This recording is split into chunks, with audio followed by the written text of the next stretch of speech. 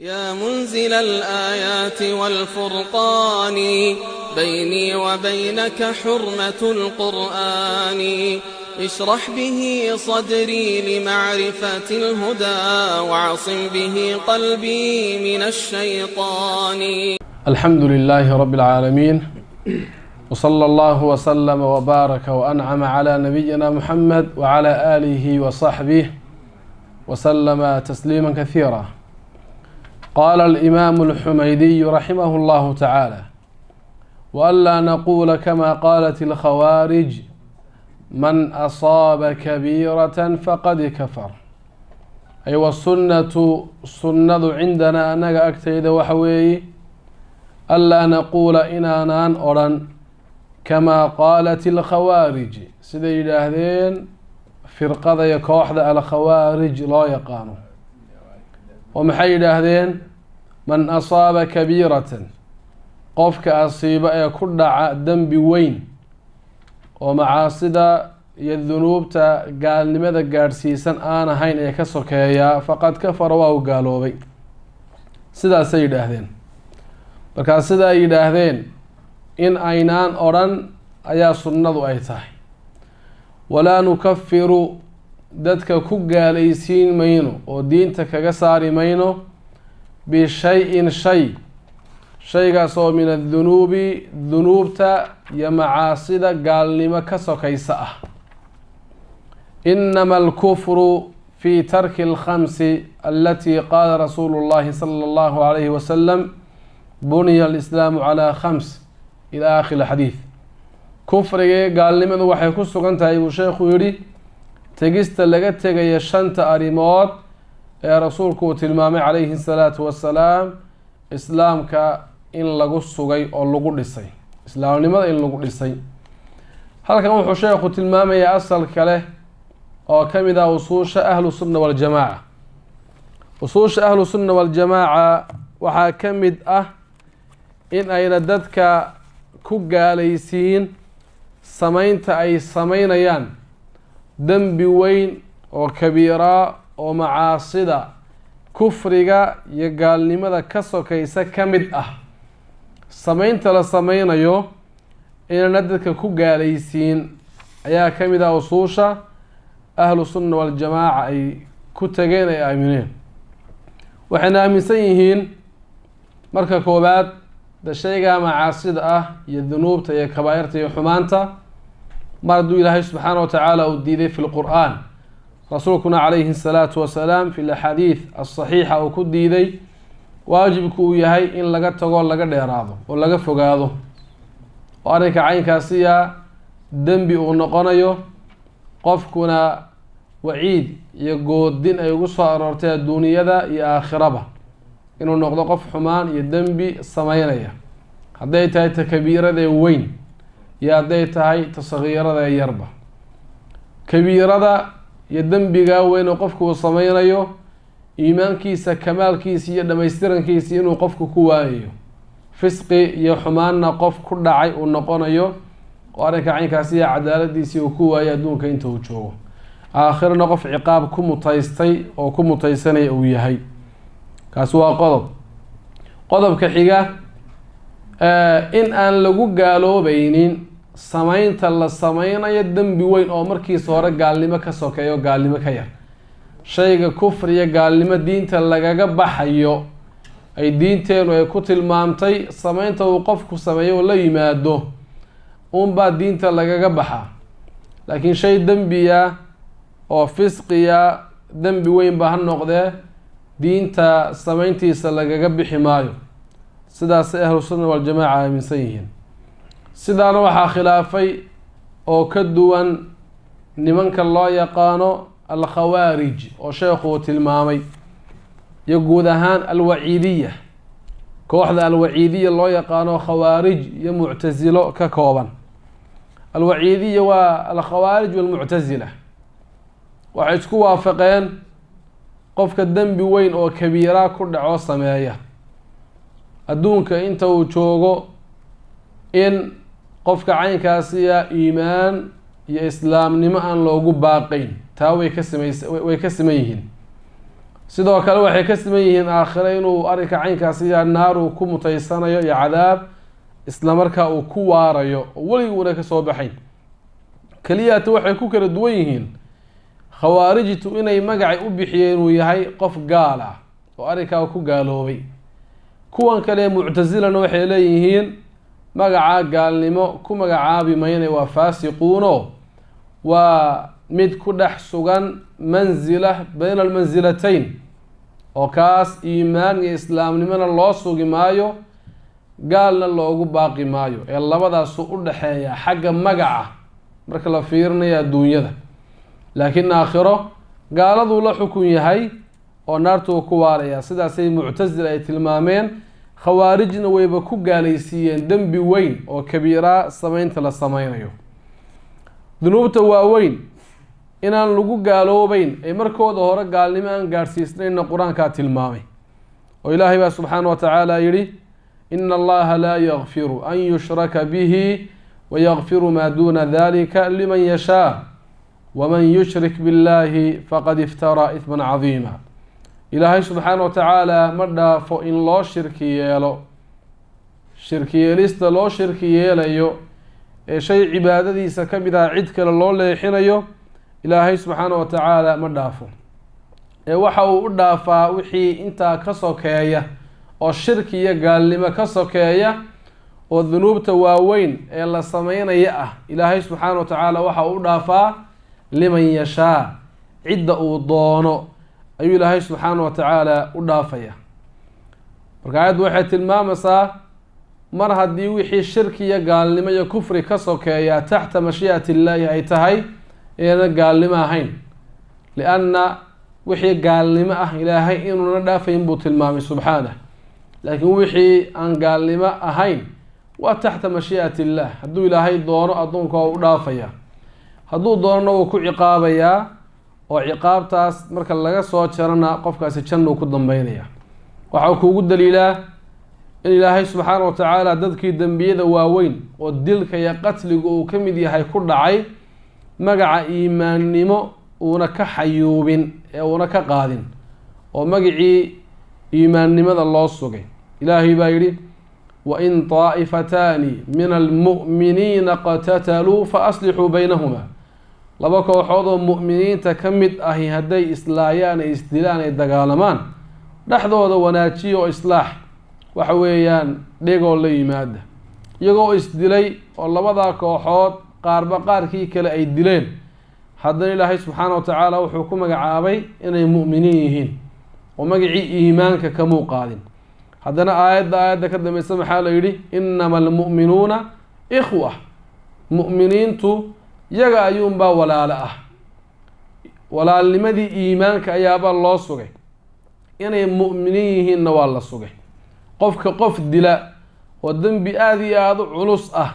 ilaahay subxaana wa tacaala arrinkiisa marka uu tilmaamayo ka hadlayay waxa uu yihi faman cufiya lahu min akhiihi shay-un faatibaacun bilmacruuf.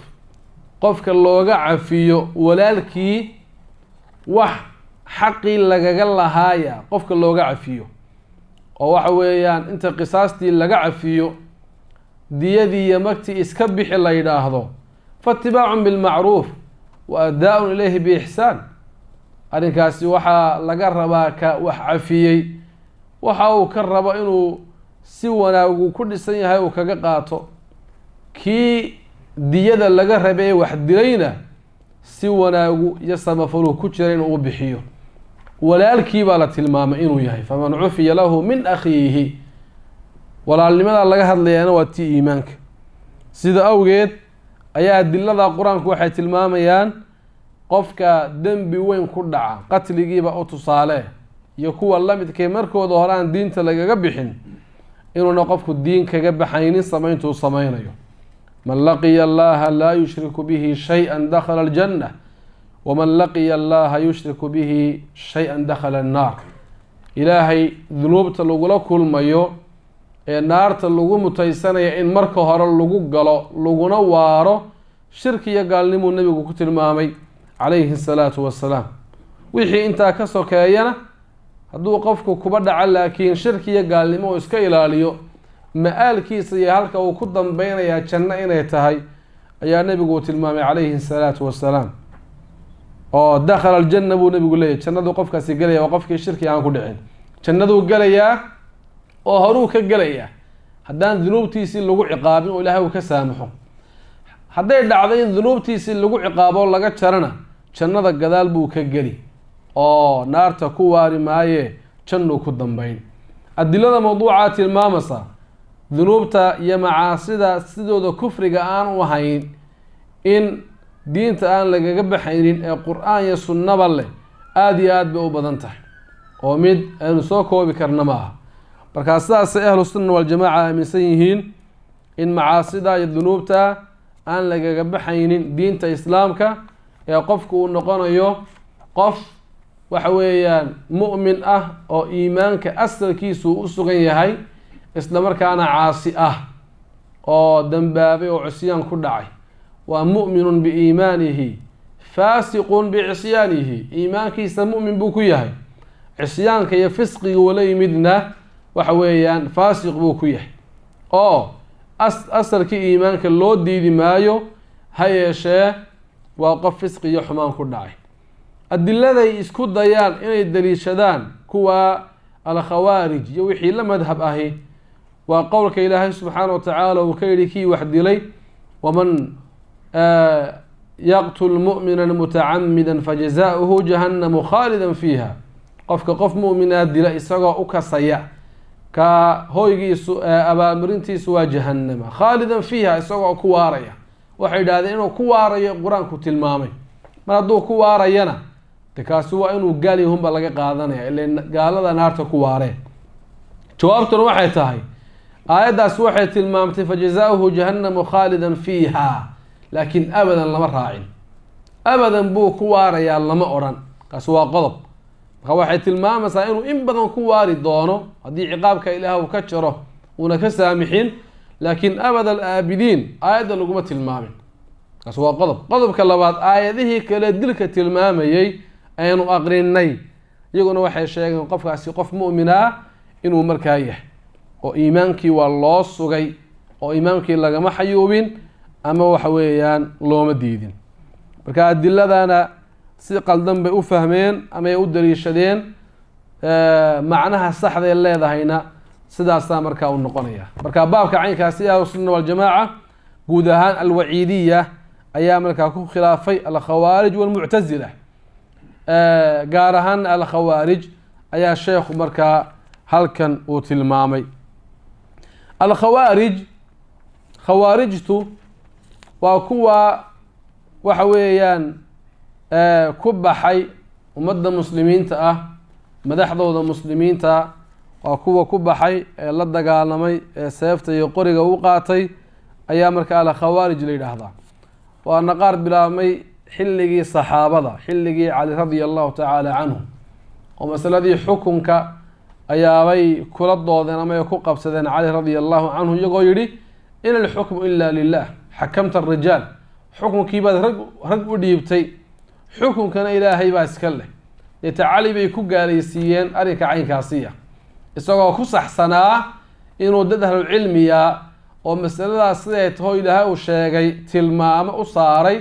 laakiin iyagu si qaldan bay u dhigeenoo in xukunkiiba kuwaa laga qaadanayo ilaahay tiisii iyo diintiisii laga tegay bay kasoo qaadeen marka waa masaladii ugu horeysay ahlubidaci ku dhaceen ahlubidicii ugu horeeyay soo baxayna khawaarijtaasay ahaayeen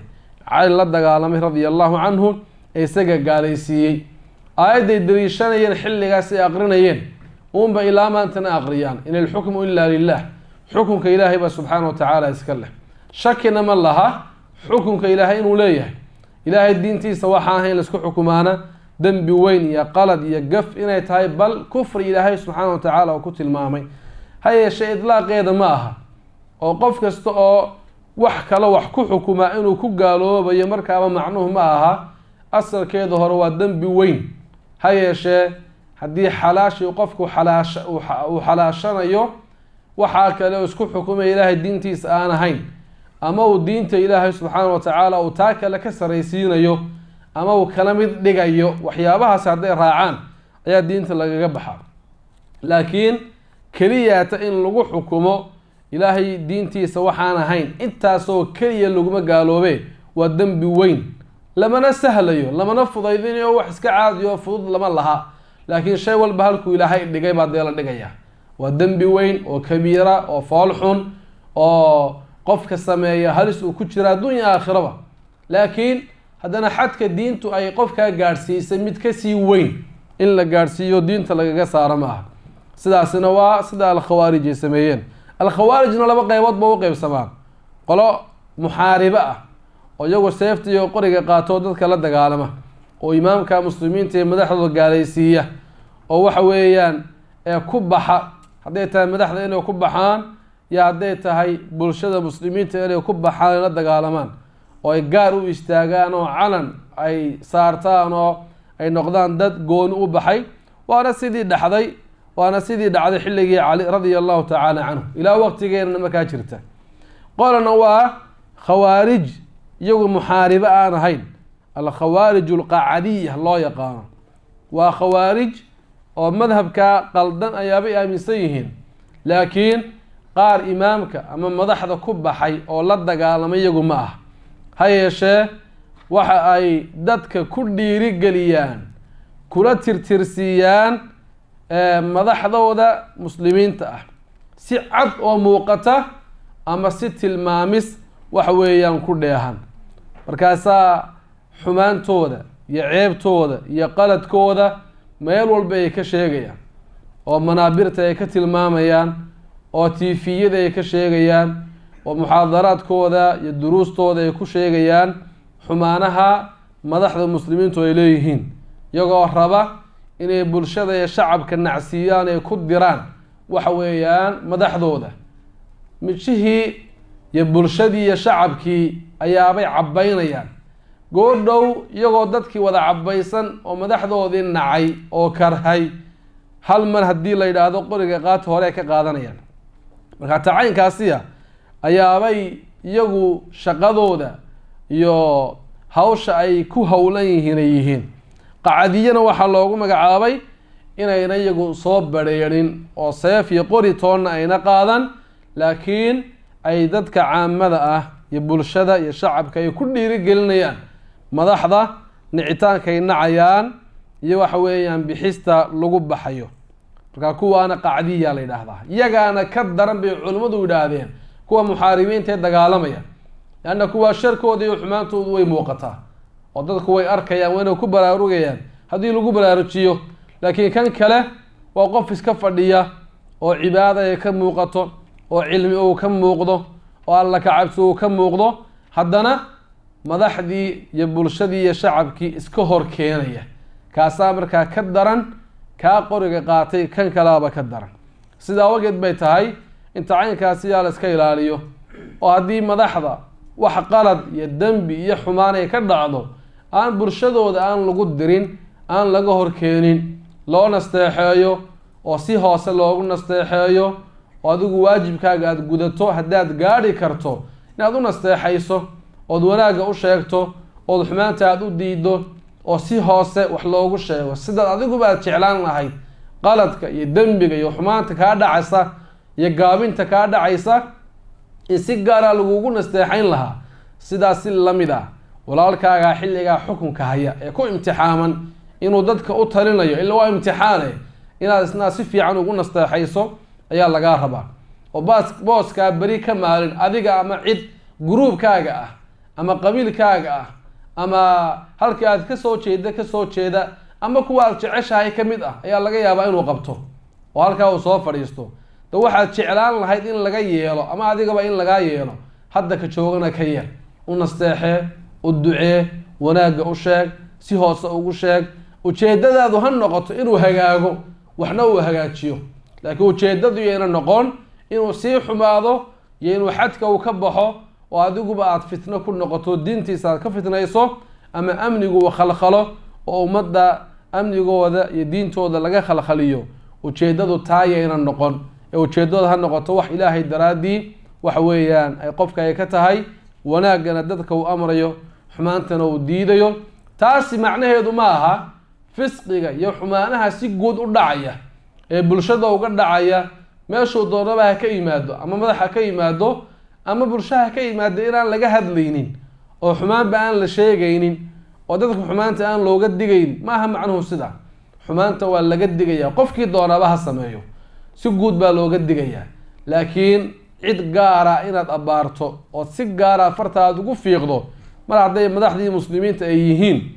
oo dhibaato iyo culaysna uu ka imanayo fitna ay ka imanayso tacaynkaasi in la iska ilaaliyo oo fadeexad wixii ayna noqon ay nasteex noqoto ayaa markaa loo baahan yahay waana sida ahlu sunna wal jamaa madhabtoodu ay tahay aaminsan yihiin wuxuu sheekhu yiri walaa nukaffiru bi shay min adh-dhunub anagu cidna ku gaalaysiin mayno shay dhunuubta kamid ah wuxuu sheekhu ka wadaa cidna ku gaalaysiin mayno dhunuubta haday tahay kabiiro iyo haday tahay dambi sagiiraba waa dambiga sidiisa waxa weeyaan aan shirki iyo kufri iyo gaalnimo aan u ahayn dhunuubta camaligeed dadku ay la imanayaan saqaa'ir kabaa'ir bay iskugu jiray macaasida laakiin sheekhu ka hadli maayo wixii kufri iyo gaalnimo wixii gaalnimo cid ay samayso waxa la oran doonaa gaalnimo iyo kufri iyo shirki buu qofkaasi sameeyay hadduu mudan yahay in lagu takfiiriyo lagu gaalaysiiyo oo xujadii ay ku oogantayna cid eelka u ahay way ku kufri xukumin oo waa lagu gaalaysiin laakiin tuu sheekhu ku leeyahay wax dhunuubta kamid ah cidna ku gaalaysiin mayno waa dhunuubta markeeda hore gaalnimo ka sokaysa ayaan cidna aan lagu gaalaysiinin dhunuubta gaalnimo ka sokaysa hal mar baa dadka lagu gaalaysiin karaa waa hadduu xalaashado hadduu idhaahdo zinadu waa ay xalaal sariqada iyo tuugnimadu waa xalaal khamriga cabitaankiisu waa xalaal xilliga qofku waa ku gaaloobaya oo shay macluum min addiin bidaruura xaaraan ah oo qur-aanku uu tilmaamo sunnaha nabiga ee saxiixa ay tilmaamtay ayuu qofkaasi uu xalaashaday markaa xalaashigu xalaashaday ayuu ku gaaloobayaa laakiin waxaan xalaashi una la socon wax kaloo gaalnimo keenaya ayna la socon sidiisana aan gaalnimo u hayni mid lagu gaaloobayo oo diinta lagaga baxaya ma ah inama alkufru kufri iyo gaalnimo waxay ahaatay uun fii tarki alkhamsi shan arrimood tegista laga tegayo mid ku dhex sugan التي قال رسول الله صلى الله عليه وسلم تاسو رسولك وكيري بني الإسلام على خمس إسلام كوحا لقل شن أرموت شهادة أن لا إله إلا الله وأن محمد رسول الله قرتان كالقريو إلى حق لقو عابدا إن نجر الله موياني محمد نويها رسولك إله عليه الصلاة والسلام وإقام الصلاة صلاة أول أوغو وإيتاء الزكاة زكاة أول بحيو أول قلتو وصوم رمضان ولا صومه وحج البيت يا بيت كايو غوريغا إلهي والله قصديو ولا حجيو لآذو شعائرتا وحويان لسو أوغو ولا سو قطو أعماشا إلهي سبحانه وتعالى حج كدحديث واجبيي انتاسا دين تلقود لسي واركانتا يكون لسانتهي ايتهي marka kuwa tagista laga tagayo ayaa kufriga iyo gaalnimadu dhaxdeeda ay ahaatay buu sheekhu leeyahay arimahan xadiidku uu tilmaamay waxa uu qaybsamayaan ama dhowr qaab bay u kala qaadana marka koobaad hadii laga tago shahaadateynka oo waxa weeyaan tawxiidkii ah ilaahay jiritaankiisa in la qiro inuu isagu ilaahay subxaanahu wa ta'ala cibaadada uu xaq u leeyahay in la qiro وقفك وكو إسلاميو إلى حق لغو عابدا إنه جين الله موياني محمد رسولك إلهي وياهي تعين كاسيا قيرتان كلا قيريا واشيغا إسلامك وكو سيكي وقهري تا إلا ديدو oo laga tago isagoo qofku awoodaya oo karaya inuu shahaadateynki uu ku dhawaaqo haduu qofku diido oo ka tago kaas waa mid ku gaaloobaya waa kaafirun bila khilaaf waa shahaadateynka in la diido ama laga tago وكفر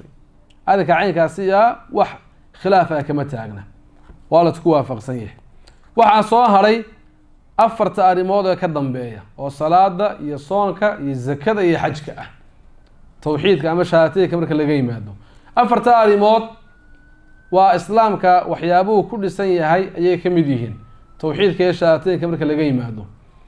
قفك أفرت أريمود واجبني مدو الديده إذا هذا صلاة واجب معها زكاة واجب معها صومك واجب معها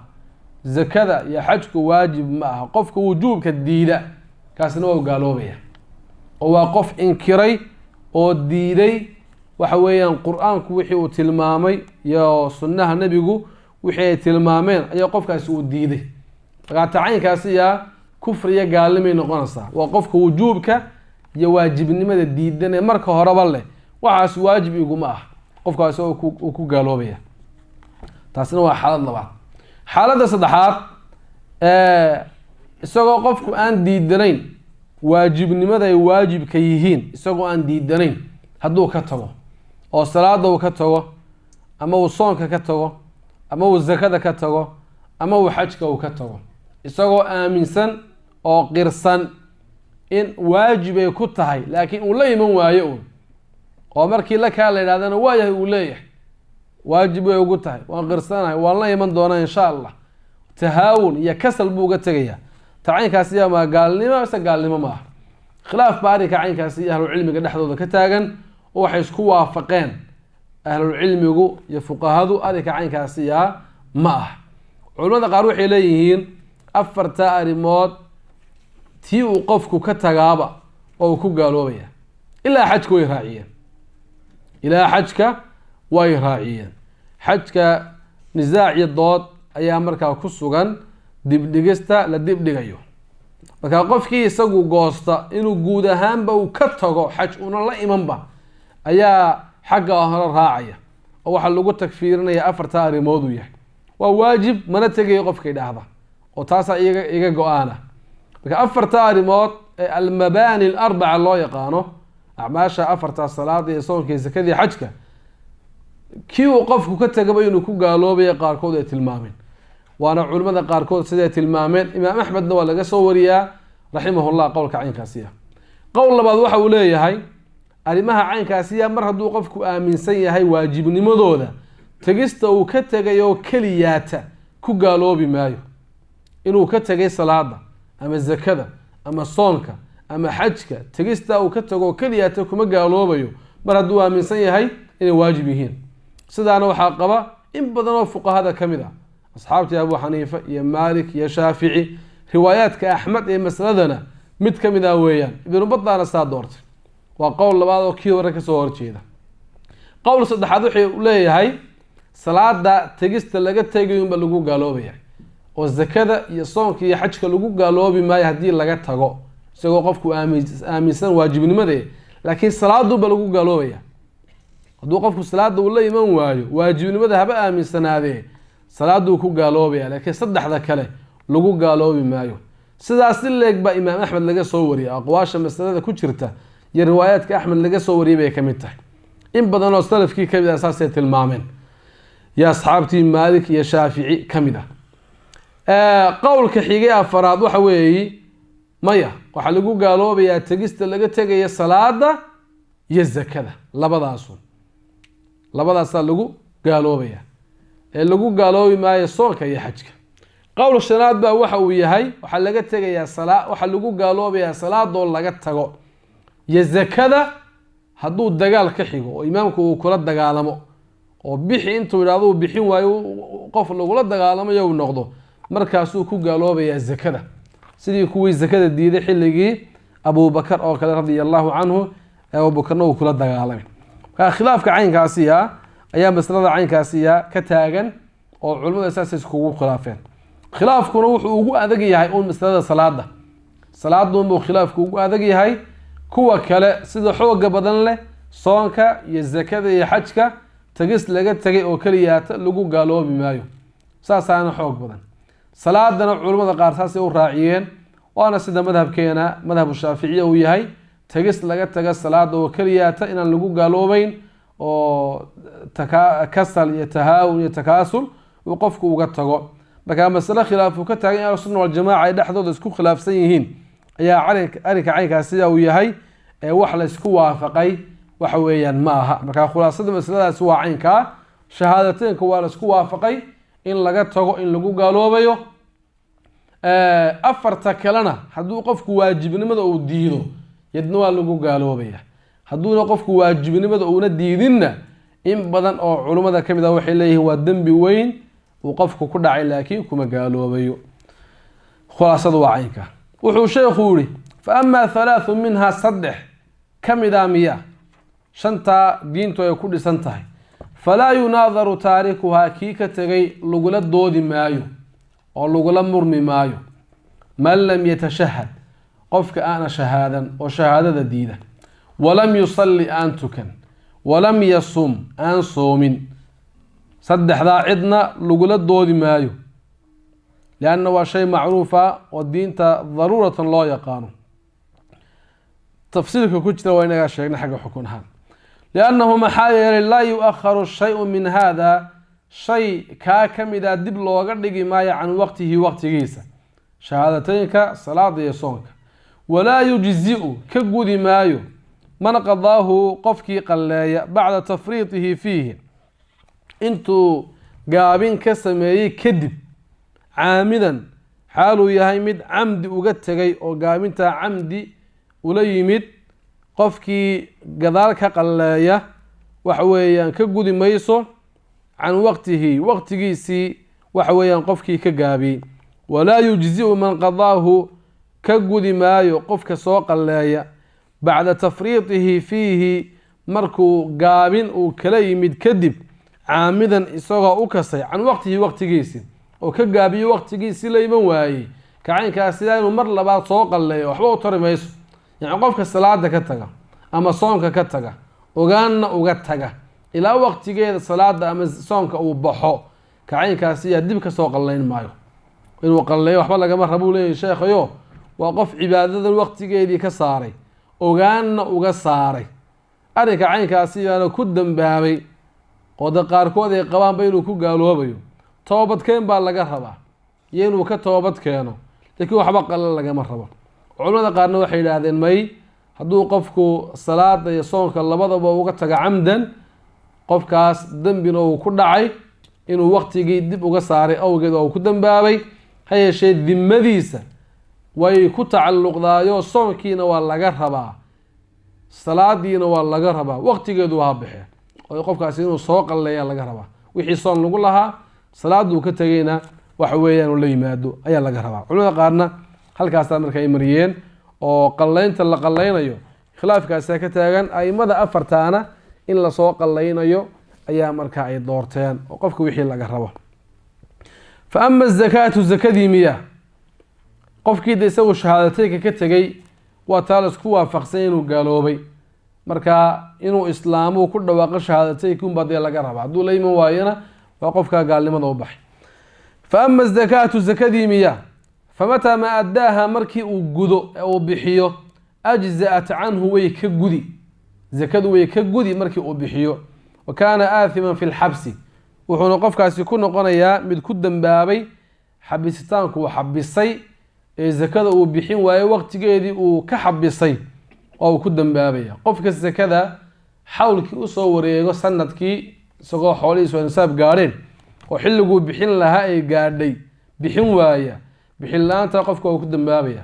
maalin kasta oo qofku sii dib dhigana waa qof dambi ku dhex jira yaana mar alli marka zakada waqtigeedii ay gaadho iyadoo nisaab xoolahaas ay gaadhay markii hore oo xawlkii iyo sanadkii uu soo wareegay oo waqtigu qofku bixin lahaa la gaadhay inuu iska sii haysto looma baahro waa inuu hore ka bixiyo wuxuu u hayn karaa oo maalin iyo laba iyo saddex iyo wax la mid ah qofku u dhaafin kara waqtigeedii waa cudurdaar la'aan lama ogola inuu qofku dhaafiyo intuu dhaafiyeen waa uu ku dambaabaya xaqaasna waa xaq masaakiin ay leedahay xaq isagu uu leeyahay ma aha xoolihiisa loo kuma jiraan waxaan laga maarmayn dadkii lahaa inuu qofkaasi gaarsiiyo ayaa markaa laga rabaayo ciddii lahayd uu xoolaha gacanta ka saaro wa amma alxajju xajkii miya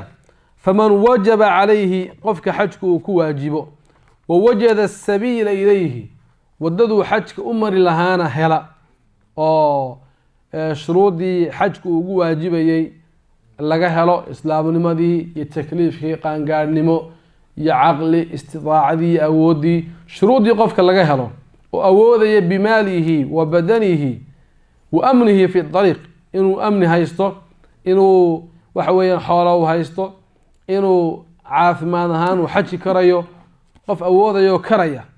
oo wadadii xajku ay ku waajibaysay waxa weeyaan laga helo oo awood u hela inuu markaa xajka uu qabto wajaba calayhi xajkaas waa ku waajibaya walaa yajibu calayhi ku waajibi maayo xajkaasi fii caamihi daalika sanadkiisa kaasa oo qof xajkii shuruuddii ay ku waajibaysa oo dhan laga helo markaa ugu horeeya iyo sanadkaa koobaad inuu xajka qabtaa waajib kuma aha buu sheekhu leeyahay xataa laa yakuuna lahu ilaa ayna u sugnaanin minhu isaga buddun kamaa ranwaa wax uu kaga sii hadho ama uu kaga sii dib dhaco xaj ilaa uuna u sugnaanin mataa addaahu markii uu guto kaana mu-adiyan mid xajkii gutay buu noqonayaa yacni qofka hadduu noqdo qof xajkii uu ku waajibay oo shuruuddii xajku uu ku waajibaye laga helo guud ahaan sanadkaa koobaad xajku inuu tagaa ku waajibi maayo buu sheekhu leeyahay ilaa uu qofkaasi noqdo mid aan ka maarmayn oo aan ka fursanaynin inuu xajiyo mooyaane oo inuu dib dhigaa ayna suuragalba ayna u noqonaynin waa inuu markaa waxa weeyaan waqtigu ka soo dhammaado ama uu sarka xilligaa xilli ka dambeeya oo xaju usii dhigan karaa inuuna jirin waa inuu markaa xajiya laakiin sanadka ugu horeeya waajib kuma aha buu sheekhu leeyahay mar alliya markii uu guto xajku waa uu ka ansaxaya walam yakun aathiman noqonna maayo mid ku dambaabaya fii taakhiirihi dibdhigistaysa haddii sanadkii koobaad uu ku waajibay oo 5 sano 6 sano 7 sano kadib uu guto dibdhigistaa ku dambaabi maayo walam yakun noqon maayo aathiman fii taakhiirihi dibdhigistiisa mid ku dambaabay idaa addaahu waa markuu dib ka guto dibdhigistii hore ku dambaabi maayo kamaa kaana aathiman siduu u ahaaba mid ku dambaabaya fi zakaati zakada oo zakada waxaa lasoo sheegay qofka markay waqtigeedii gaadho hadduu ka dib dhigo inuu ku dambaabayo laakiin xajka inuu dib dhigo ku dambaabi maayo maxaa farqi u dhexeeya lianna zakaata zakadu xaqun limuslimiina waa xaq muslimiina leeyihiin oo masaakiina xabasahu calayhim oo uu ka xabisay zakadan waa xoolo masaakiina lahayd inuu siyaabay ahayd uu ka xabisay uu ka hor istaagay taasuu ku dambaabaya fa kaana aathiman dee qof dambaabuu noqonayaa xataa wasala ilayhim ilaa xoolahaas uu iyaga gaadhsiiyo oo masaakiintii uu siiyo qof ku dambaabuu noqonaya wa ama alxaju xajkii miya fa kaana xajku wuxuu ahaaday fii maa baynahu wa bayna rabbihi waxa u dhexeeya isagii rabbigii ayuu ahaaday oo wax masaakiin ay leedahay muu ahayn idaa addaahu marka uu guto xajkii faqad addaa waajibkii isaga ilaahay ka dhexeeyey qofkaasi waa uu gutay wa in huwa maata hadduu dhinto wa huwa waajidun isagoo xajkii waxa weeyaan helay wuxuu ku tegi lahaa iyo xooluhu ku tegi lahaa mustadiicun oo karaya hadduu dhinto walam yaxuja deeta uuna xajin oo xaj la-aan uu sidaa ku dhinto sa'ala arajcata wuxuu dalbayaa qofkaasi in dib loogu celiyo ila dunyaa adduunyadii ayaabuu dalbayaa an yaxuja ay likay yaxuja siduu qofkaasi u xajo oo qofkii dib dhiga ilaa inta uu waxa weeyaan ka dhimanayo kaasi wuxuu ilaahay weydiisan doonaa maalinta qiyaame wuxuu ilaahay weydiisan doonaa qofkaasi in adduunyadii dib loogu celiyo an yaxuja si uu xajo oo xajkii ula yimaado ayaabuu weydiisan doonaa in dib loogu dhigo wayajibu liahlihi ehelkiisana waxaa waajib ku ah an yaxujuu canhu inay ka xajaan hadduu xoolo ka dhintay lagaga xajiyi karo waa in laga xajiyo oo cid ehelkiisa ka mid ah ay ka xajiyaan xoolihiisa ay kaga xajiyaan ama cid kale ay u diraan oo kaga xajida wanarjuu waxaanu rajaynaynaa an yakuuna dalika mu-adiyan canhu xajintaa laga xajiyo inay noqoto mid ka gudaysa xajkii kamaa low kaana calayhi daynun waa sidii haddii dayn iyo xoolo lagu lahaa ay ku sugan tahay korkiiso faqudiya canhu deeta laga gudo bacda mowtihi dhimashadiisa kadib oo sida dayn loogu lahaa haddii laga bixiyo dayntaasi ay uga gudayso ayaa xajkii haddii laga xajiyana xajkaasi uga gudayaa sheekhu halkan wuxuu tilmaamayaa xajka masalada xajka haddii qofku karo ou awoodo inuu deg deg uu ka xajiyaa oo uu hore xajka u taga marka koobaad ee uu awoodaa ma waajib baa mise waajib maaha waa mas'alo ay culimmadu isku khilaafeen waxoogaa culimada qaar waxay yidhahdeen qofku dib buu u dhigi karaa sidaa sheekhuba uu tilmaamay oo madhabta shaaficina ay tahay imaam shaafici qowlkiisa iyo maxamed ibn xasan min alxanafiya saasay tilmaameen waxay leeyihin nabigu calayhi salaatu wasalaam maka wuxuu furtay bay yidhahdeen sanadkii 8aad wuxuuna xajay sanadkii tobnaad wuuna xaji karayay sanadkii sideedaad iyo kii sagaalaad manuu xajinay kii tobnaad buu xajay dib buu nabigu u dhigay bay yidhaahdeen halkaa waxaa laga qaadanayaa in marka koowaad qofka xajku waajib uuna ku ahayn culimmada badankoodu laakiin waxay yidhaahdeen hadduu qofka xajku uu ku waajibo inuu hore ka xajiyo ayaa waajib ku ah qof alliyo qofkii awoodaya xadiidka aad sheegteen inuu nebigu sanadkii sideedaad iyo kii sagaalaadba uuna xajiyin oo kii tobnaad uunu xajiyeyna waxay kaga jawaabeen nebigu calayhi salaatu wasalaam isagoo awoodaya inuu xajay xajkiisa dib uma dhigin sanadkii sagaalaadna abubakar buu diray si uu dadka usii ogeysiiyo sanadkaa wax ka dambeeya in aan iyadoo qof gaala uuna xajiyeynin qof curyaanoo waxa weeyaan qaawanna uuna xajaynin si ay nabiga ugu suuro gasho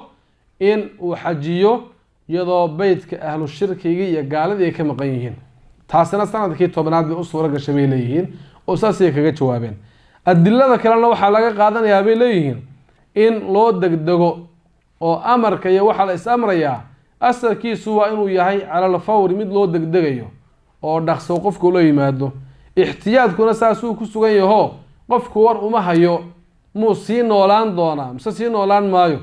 haddaas leedahay sanawaadka dambe ad xajiyi doontaa dawar uma haysid inaad gaadhaso iyo inaadad gaadhaynin marka qofku xagga hore inuu xajkiisa uu kala yimaado weeyaan bay yidhaahdeen inuu dib u dhigana ma aha inuu dib u dhigana waxa weeyaan ma aha labadaa qol bay culimmadu iskugu khilaafsan yihiin waa la isku waafaqsan yahay qofka idhaahda anigu maba xajayaba oo xajka gebigiisa xaji maaya idhaahdo go-aan kaa gaadha isagoo karaya inuu dambaabayo waa tii hadda ka soo warnanay ee khilaafka uu ka taagna ilaa qaarkood ay gaalnimo gaadhsiiyeen qaarna lahaayeen gaalnimo ma waa dembi weyn taas la iskuma diidana qalad inay tahay laakiin qof la waan xajayaa oo go-aanna way iga tahay laakiin dhowr sanaan dib u dhiganaya unbaa la isku diidan yahay qofkaasi xaq ma u leeyahay mise uma laha khilaafkaasaa jira sheekhuna wuxuu tilmaamay inuu qofku dib u dhigan karayo sida fiicanna waa inaan dib loo dhigin ee hore laga xajiyo taas waa qodobka labaad uu sheekhu tilmaamay ayaa waxa uu yahay qofkaasi inuu ilaahay weydiisan doono in dib loo celiyo si uu xajiyo xadiid baa ku soo arooray xadiidkaasina waa xadiid daciifa oon sugnaan xajka si gaara marka loo sheegayo oo inuu qofku odhan doono ilaahay way celi aan soo xajiye marka ma sugnaan oo mid daciifa weeyaan laakiin adilada guud de waxaa ku soo arooray inuu qofku odhan doono rabbi irjicuun lacallii acmalu saalixan fiima taraktu taana xajka gaarkuma ahee guud ahaan qofku waa calaancalow ka calaancalaya wixii uu soo dayacay inuu wanaajin lahaa laakiin xajka gaarkuma aha marka daliilka caamka waa la hoos keeni karaa laakiin daliilka gaarka waa daciif ehelkiisa waxaa waajib ku ah buu sheekhu yidhi inay ka xajiyaan hadduu qofku xoolo uu ka tegay xoolihiisa intaan la dhaxlin wixii deyn lagu lahaa in laga saaraa la rabaa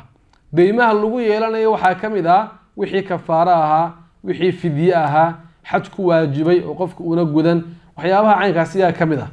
marka qofka waa laga xajin doonaa oo cid baa loogu diri inay ka xajido ama ehelkiisa cid ka mid a ka xajin laakiin haddii xoolo uu xilligaa ku xajo uu ka tegay ayna jirinba waqtiyadiisana ay soo martay waqti uu xajka awoodayay laakiin uuna tegin markii dambena wuxuu wax lagaga xajiyibo uuna ka tegin waajib ehelkiisii kuma aha inay ka xajaan laakiin hadday ka xajiyaan dee khayr iyo wanaag bay iyagana u tahay isagana khayr iyo wanaag bay u tahay oo xajkaasi biidnillah ajarkiisa uu helaya waa sidii qof deyn lagu lahaa oo deyntii laga bixiyey oo kale ayaa markaa uu ka dhigan yahay masalada caynkaasiya ayaa sheekhu kitaabka uu kusoo khatimay markaa guud ahaan usuushii ahlu sunnaha wax ka mid ah oo ilaa 7 asal gaadhaya ayaa sheekhu raximahullah halkan uu ku tilmaamay kutub kale oo ahlu cilmigu kaga hadleen ahlu sunnaha usuushoodana insha allahu tacala waan akhrisan doonaa si hore u tilmaaman in waa muhiim sunnada iyo usuusheeda iyo waxa lagu soo galo iyo waxa lagaga baxo aqoon in loo yeesho muhiim bay tahay si uuna qofku ugu dhicin wax sunnada ka saaraya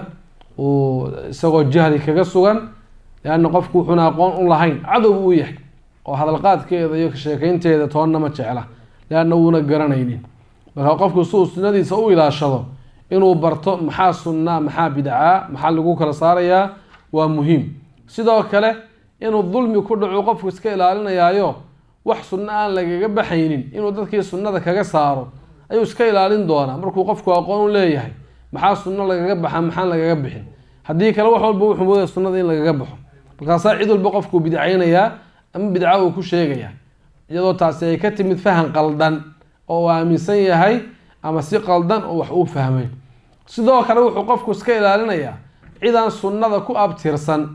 oo bidac ku dhacday inuu sunnada kusoo nabnabo oo sunno inay sunno ku sugay inuu iska tilmaamana qofku taana waa uu kaga badbaadayaayo dee cid iyaduba sunnadii banaanka ka martay oo ictiqaad iyo camal intaba ku khilaaftay ahlu sunnihii dee lagu dhajin maayo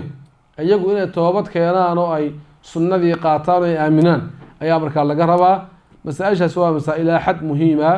ardayguna ay tahay cinaayo inuu ku bixiyo aqoonna uu u yeesho ilaahay subxaana wa tacaala hayna waafajiyo halkaasaa kitaabkii noogu dhan yahay wallahu subxaanahu wa tacaala aclam wa axkam wabillahi towfiiq